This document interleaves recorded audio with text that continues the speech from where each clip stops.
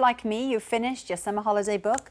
Autumn promises to be full of cosy crime novels, thanks to Richard Osman's latest page-turner. Yes, the fourth instalment of his Thursday Murder Club series was released earlier today, and it's already predicted to be one of this year's bestsellers. But what or where inspired his novels? Angela Rippon investigates. The towns and countryside of Sussex and Kent have inspired a man who's best known for shows like Pointless and House of Games to create a best-selling murder crime series, the Thursday Murder Club. Written by Richard Osman, the novel went on to become the fastest-selling adult debut crime novel ever. But where does Richard get his inspiration? Richard grew up in the West Sussex town of Haywards Heath, so that's where we're meeting. You really don't think about Haywards Heath as being a centre for murder, and yet the Thursday Murder Club managed to dig them up regularly. There's beautiful little English country villages where you imagine nothing wrong could happen and everyone's being murdered all the time. I come from a family of very funny, very strong women, of very tough but very kind men, and that's sort of what I try and represent in the books. I try and represent a version of Britishness that is about justice, is about kindness, and is about strength. And yeah, it all comes from here for me. So I think we should go to the retirement village now, because that really is where the heart of your stories are. Yeah, let's go. See if there are any bodies. Richard is taking me to a retirement village which not only influenced Cooper's Chase in his books, but is also home to his mum, Brenda. Did you feel that he'd invaded your space? Everyone here has been wonderful. They've just been interested. I think my mum was worried reading the first book that I would have taken one of her neighbours and made them murder another one of her neighbours, and it would have. I had to reassure her that I was using my imagination. I have really been impressed by the fact that what you've done is establish that people who come to live in a retirement village like this do have a wealth of knowledge and experience and expertise. Absolutely. Yes, because in our heads, none of us are older than 35, and that's how we see the world. Yeah.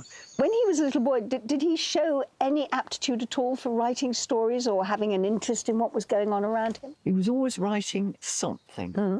And storytelling sort of goes in the family. My dad was always telling stories, and you just liked any sort of book. Yeah, I used to love the Famous Five.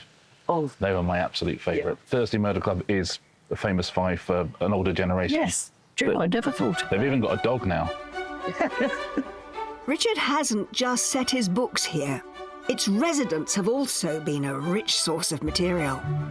I look around, I sort of feel the characters within the place, and then of course you talk to everyone here again, and you're filled up once more as they sort of give you plots for murders and say, there's a high balcony in the concert hall, and I wonder if you could push someone off there. And you're like, this is good. And the llamas? There's llamas. There are water buffalo. I put the llamas in the first book, and people go, this guy, he's got a great imagination. I think, oh no, they're there. There really are llamas here. The last stop on our tour is an antique shop in Brighton, where Richard spent his teenage years exploring the different sides of the town. Brighton looks very genteel. My grandfather was a police officer in Brighton for many, many years. It is not genteel. And he would always tell me stories about the antique shops. And so I love that idea of this sort of objects everywhere, but also dodgy people wandering in and wandering out, and seeing the dark underside, what's actually going on underneath the surface. This is, for the moment, the last book in the series. I've done 4.